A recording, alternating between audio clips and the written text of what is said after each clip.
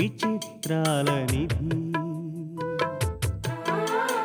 ఓ విధి విచిత్రాల నిధి వింత కథల సారథి ఆశ నిరాశల వారధి నిరంకుశ నిర్ణయాల నిర్దయవానిధి ఓ విధి విచిత్రాల నిధి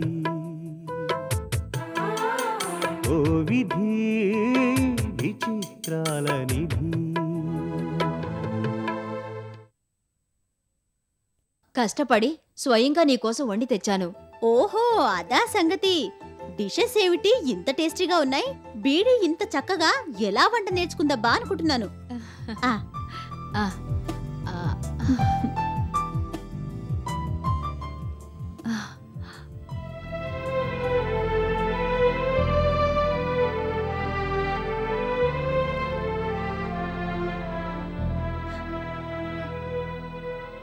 అమ్మా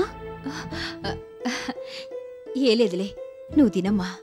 ముందు నువ్వెందుకు ఏడుస్తున్నావో చెప్తేనే తింటాను. మీ అమ్మ గుర్తుకొచ్చింది, అదే ఇంతే. ఓ పట్టాన్ని తినేది కాదు. అమ్మ ఎప్పుడైనా నీకు అన్నం తినిపించిందా? అయితే నేను తినిపిస్తాను.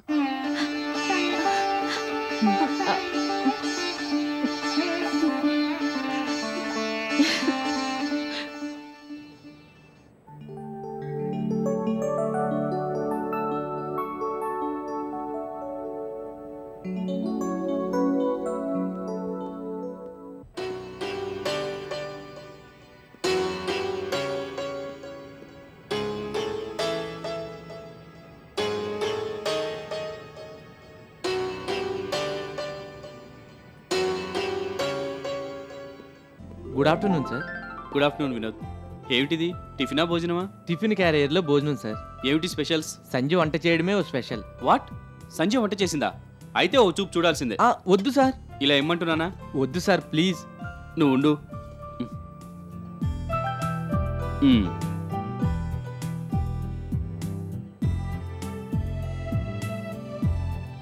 వండర్ఫుల్. అంత బాగుందా సార్? బాగుండక ఎలా ఉంటుంది అనుకున్నావు? వండింది సంజయ్, ఆ వంటకాన్ని తీసుకొచ్చింది నా కంపెనీలో పనిచేస్తున్న నువ్వు. అందుకే ఇంత టేస్టీగా ఉంది. కానివ్వు.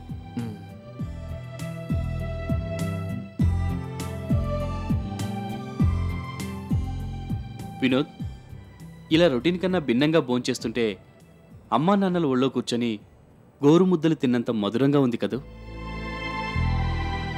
ఆ మాధుర్యం గురించి మీకు తెలిసేమో కానీ నాకు తెలియదు సార్. అదేమిటి బాబు? ఇంకా స్పష్టంగా చెప్పాలంటే అమ్మ గురించి, అమ్మ ప్రేమ గురించి తెలుసు కానీ నాన్న అనేవాడి గురించి అస్సలు తెలియదు. నా తండ్రి లాంటి తండ్రి మరెవరికి ఉండకూడదు. ఎందుకని బాబు?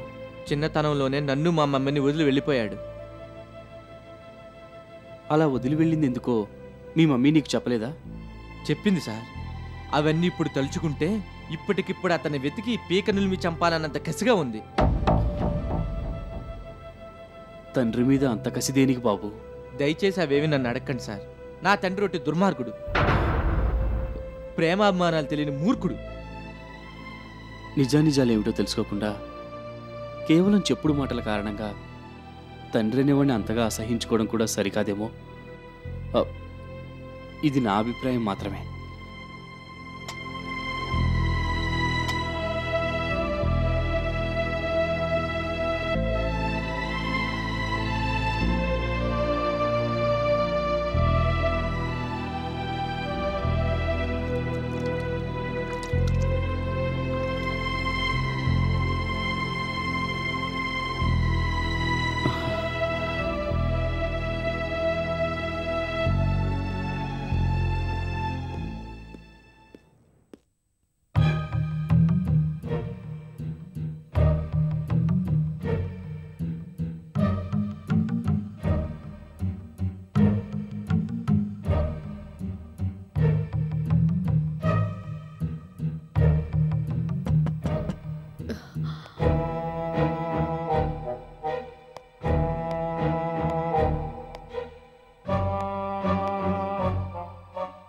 Come in.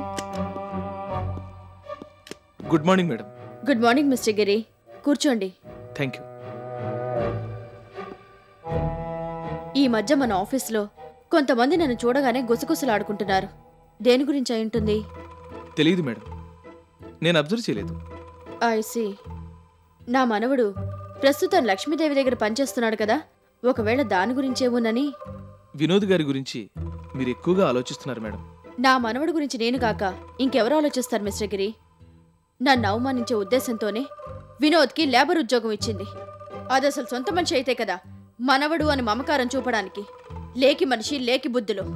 వినోద్కి మంచి జాబ్ ఏదైనా ఇస్తే రేపు దాని కుర్చీకి ఎసరు పడతాడని భయం. మీరు చెప్పేది అక్షరాల నిజం మేడం. మీరు మరొక్కసారి వినోద్ గారిని కలిస్తే బాగుంటుందేమో. వినోద్ని ఒప్పిస్తానని మీరేదో మాటిచ్చినట్టున్నారు. ముందుగా వినోద్ గారితో మీరు చెప్పేది మీరు చెప్పాలి కదా మేడం.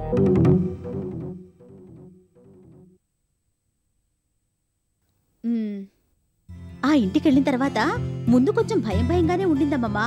పెళ్ళైపోయిన తర్వాత గ్రానీ ఏం చెయ్యదులే, కొద్దిసేపు చిందులేసి సైలెంట్ అయిపోతుంది అని వినోద్ చెప్పాడు. కొంచెం ధైర్యం వచ్చింది. తీరా ఆమె వాలకం చూశాక తల తిక్క వ్యవహారమే అని అర్థమైంది. అందుకే ఎక్కడికక్కడ కౌంటర్స్ ఇస్తూ హడలు కొట్టేశాను. ఏవోనమ్మా, నాకైతే మనసులో ఉండేది కాదు. ఆఫీసులో ఉన్నా ఇంట్లో ఉన్నా నీ ఆలోచనలే. నిన్ను కళ్ళారా చూశాక ఎప్పుడు నా మనసు కుదుట పడింది. రా బాబు, సంధ్య మీ అత్తారింటి ముచ్చట చెబుతూ ఉంది.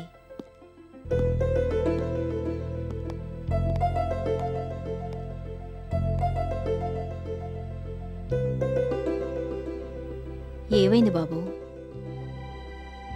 వినోద్తో మాట్లాడొస్తున్నానమ్మా.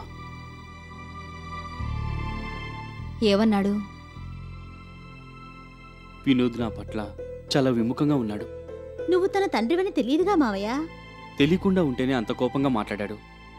తెలిస్తే ఇంకెంత ఆగ్రహాన్ని వెళ్ళగక్కి ఉండేవాడు.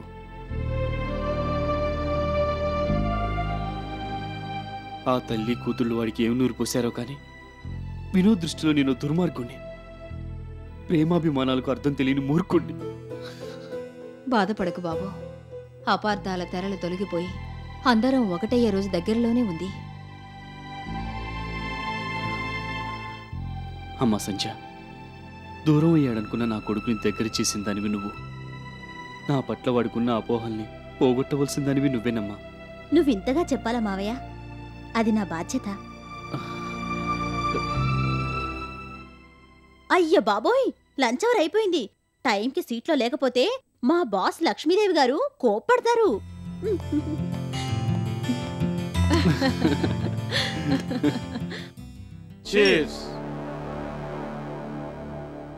చానాళ్ళకి నీతో కలిసి ఓ మధు చుక్క. మనం కోరుకున్నది రోజీ కంట్లో కన్నీటి చుక్క. వహ్వా వహ్వా. వీడు పడిన నేల మీద అమృతం కురిసినట్టుందయ్యా రవీంద్ర. రాజు వస్తాడని చెప్పారు, ఇంకా రాలేదే? వస్తాడు, రాకుండా ఎక్కడికి పోతాడు? ఏమో, నాకు అనుమానంగానే ఉంది. అవును, అతను మనస్ఫూర్తిగా మనతో చేతులు కలిపాడంటారా? ఆ విషయంలో సందేహం అక్కర్లేదా గిరి? నాకు డౌటే. నమ్మకంగా ఏళ్ల తరబడి పనిచేసిన వాణ్ణి నమ్మక ద్రోహి అంటే ఆ కడుపు మంట ఎంత దారుణంగా ఉంటుందో నీకు తెలియదు గిరి. లక్ష్మీదేవి కంపెనీ పట్ల రాజు చాలా కడుపు మంటతో ఉన్నాడు. ఆమె మీద రివెంజ్ తీర్చుకోవడానికి ఆయనకు ఆసరా కావాలి. అది గమనించిన కృష్ణప్రసాద్ అతని మీద ఓ చిన్న వల విసిరాడు. రాజా వల్లో పడ్డాడు. రోజీని కుప్పకొల్చడానికి మనకు మరో మనిషి అవసరం ఉందంటావు నాన్న? చూడవయ్య గిరి, ఒక కట్టడాన్ని నిలబెట్టాలంటే 4 స్తంభాలు కావాలి. రాజు అనేవాడు 4వ స్తంభం. పాడను మొయ్యాలన్నా 4 కావాలి. 4వ భుజం రాజుది. ఇక లక్ష్మీదేవి రోజీ కంపెనీల్ని పాడ మీదకి ఎక్కించడమే మిగిలింది. అంటే శత్రువుని పతనం చెయ్యటం కూడా ఓ పద్ధతి ప్రకారమే జరగాలంటారు. You are right. ప్రతిదానికి ఒక పద్ధతి అంటూ ఏడ్చిందిగా. Excuse me sir. రెండరాజు గారు, కొంచెం ఆలస్యమైంది, ఐఎమ్ సారీ. ఎక్స్క్యూజులు అడగడాలు, ఆలస్యానికి కారణాలు చెప్పడాలు అవన్నీ ఆఫీసులో. ఆ దశ గడిచిపోయింది. ఇది మనిల్లు. అటువంటి ఫార్మాలిటీస్ ఏం పెట్టుకోకండి. వీడు గిరి, మా అబ్బాయి. హలో. హలో. మీ గురించి చాలా విన్నాను. చూసి కూడా ఉండాలి. ముందు చేసే పని అదేగా. కూర్చోవయ్యా రాజు. ఉమ్, కూర్చోమంటే కూర్చున్నానే గాని ఇలా కూర్చోవడం అలవాట్లేదు. సర్కిల్స్ మారుతున్నప్పుడు అలవాట్లు కూడా మార్చుకోవాలయ్యా. ముందు మీరు లక్ష్మీదేవి రోజీల తలరాతలు మార్చండి, అప్పుడు నేను మారుతాను. అబ్బా ఎంత కసి ఉందయ్యా నీలో. కసి ఉండగానే సరిపోదంకుల్, కార్యాచరణ కూడా కావాలిగా. ఇవాళ మనం చేయబోతున్నది అదే. ముందుగా రోజీ పతనానికి ఒక ఎజెండా తయారు చేయాలి. వేరే పని కట్టుకుని తయారు చేయాల్సిన అవసరం లేదు నాన్న. ప్రస్తుతం రోజీ ఒక ఒంటరి పక్షి, అయినా ధైర్యం ఉన్న మనిషి. ఆమెను ముందుగా సైకలాజికల్గా వీక్ చేయాలి. ఇది పాయింట్ నెంబర్ 1. ఏం Raju? It's good. Point number 2, Rosy company ఇప్పుడు మంచి లాభాల్లో ఉంది. అది నష్టాల్లో కూరుకుపోతున్నట్టు ఓ ఫాల్స్ ఇమేజ్ క్రియేట్ చేయాలి. కొంతమంది మెరికల్ లాంటి స్టాక్ బ్రోకర్స్ని పట్టుకుని తాత్కాలికంగా రోజీ కంపెనీ షేర్ వాల్యూ తగ్గేటట్టు చేయాలి. అలా చేస్తే మొదటికే మోసం వస్తుందేమో. నో, షేర్ వాల్యూ తగ్గగానే బినామీ పేర్లతో మెజారిటీ షేర్లు మనం కొనుక్కుంటాం. మెజారిటీ షేర్లు మనవే అయినప్పుడు కంపెనీ కూడా మనదేగా. ఈ ప్రాసెస్ కొంచెం సునిశ్చితంగా జరగాలి. దలాల్ స్ట్రీట్లో డక్కా ముక్కీలు తినొచ్చిన వాడిని, అలాంటివి మనకు కొట్టిన పిండి. మీరేం వర్రీ అవ్వకండి అంకుల్. రాజుగారే ఏం మాట్లాడటం లేదు.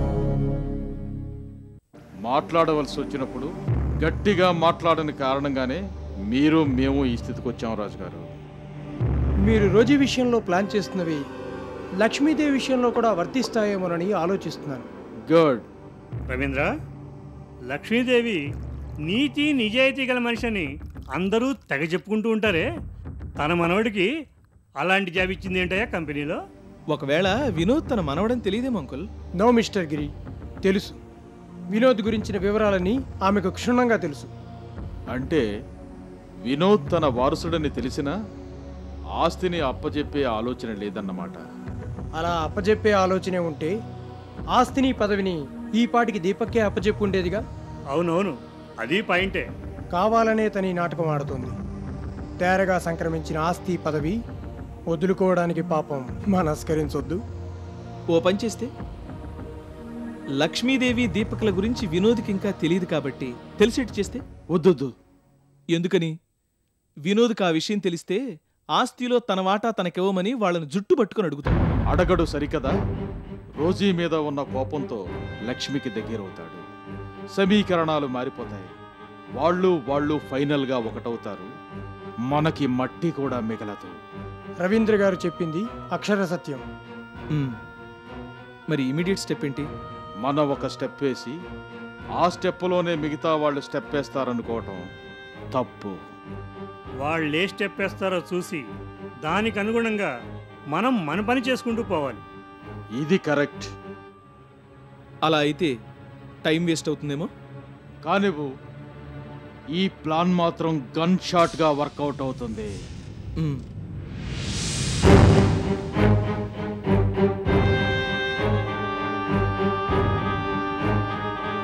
నేను చావబోయే ముందరి క్షణంలోనైనా రోజీ పతనాన్ని చూడాలి.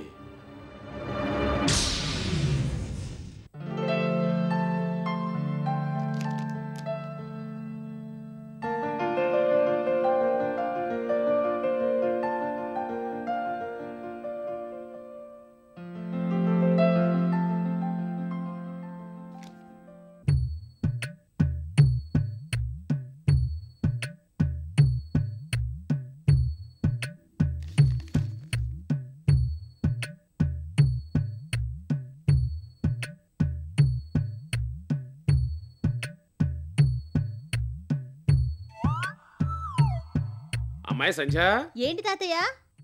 నీ వంట పని ఎప్పటికవుతుంది? ఇంకో గంటన్నర పట్టొచ్చు. దేనికి తాతయ్య? ఏం లేదమ్మా, నాటకంలో డమ్మీ క్యారెక్టర్ చదివి పెడతావేమోనని. ఆయన అక్కడ లేరా? నేను చదవనా తాతయ్య? నువ్వు చదువుకుంటున్నావు కదా నాయన. పర్వాలేదు తాతయ్య.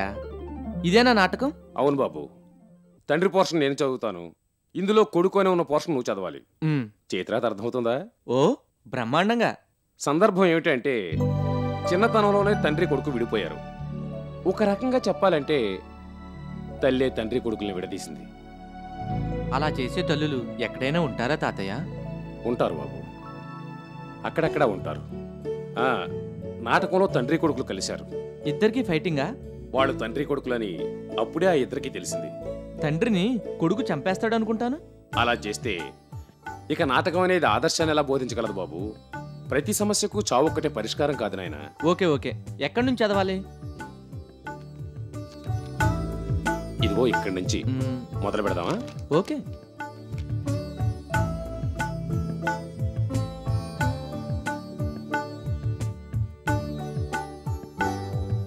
చూడు బాబు, మీ అమ్మ నన్ను పెళ్లి చేసుకోవడానికి కారణం నా మీద ప్రేమ కాదని, నా ఆస్తిపాస్తుల మీద ప్రేమని తెలిసి తట్టుకోలేకపోయాను బాబు.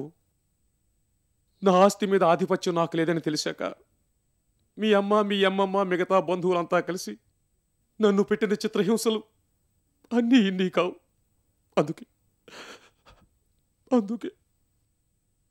ప్రాణప్రదంగా చూసుకుంటున్న నిన్ను కూడా వదిలి వచ్చేశాను. నిన్ను ఎన్నో ప్రశ్నలు అడగాలనుంది నాన్న, కానీ ఈ పవిత్రమైన క్షణాల్ని ప్రశ్నలతో వృధా చేసుకోలేను. నాకు నువ్వు కావాలి నాన్న.